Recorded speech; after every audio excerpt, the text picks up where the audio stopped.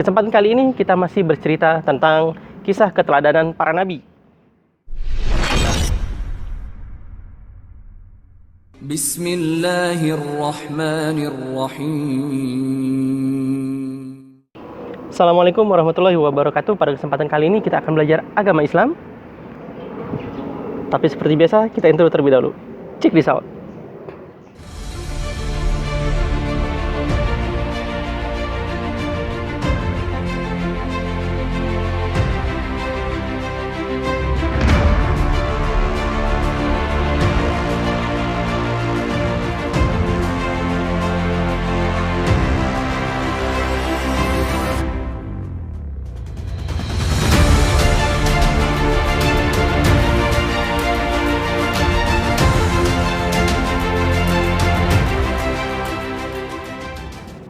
Bismillahirrahmanirrahim.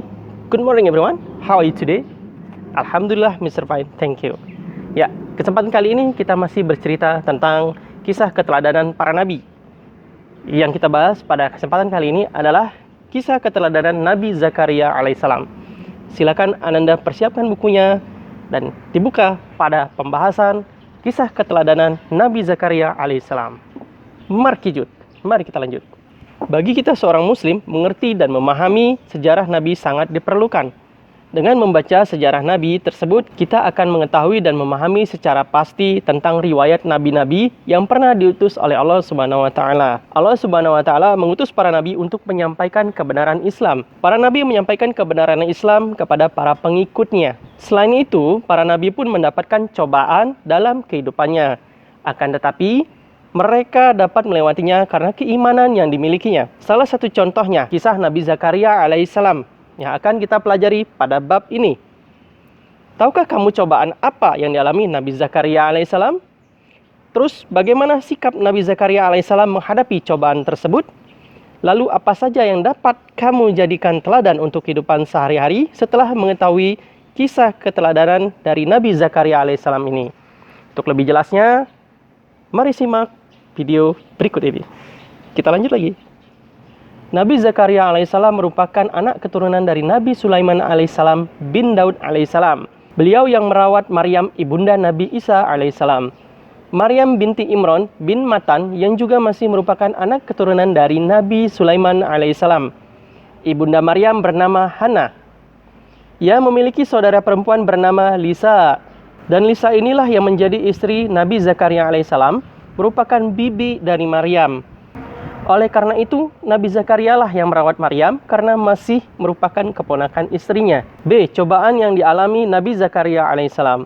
Dikala Nabi Zakaria alaihissalam sudah lanjut usia, kira-kira 90 tahun, Nabi Zakaria alaihissalam masih belum mempunyai anak.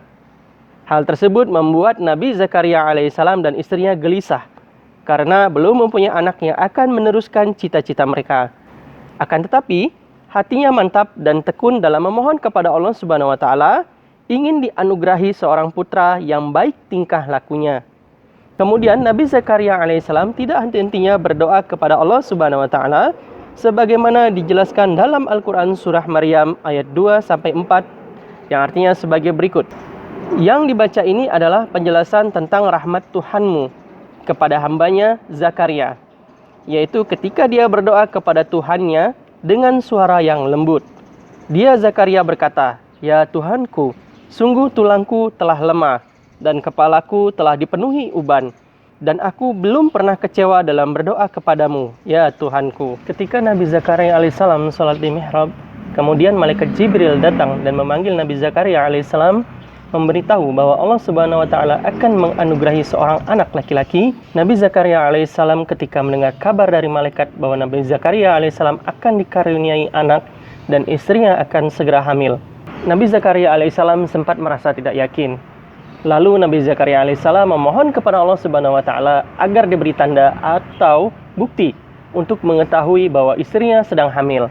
Kemudian Allah Subhanahu wa taala memberitahukan kepadanya bahwa tandanya atau buktinya ialah ia tidak dapat berbicara dengan manusia dan bertukar pikiran kecuali dengan isyarat tangan, mata, dan menggoyangkan kepala atau semacam itu.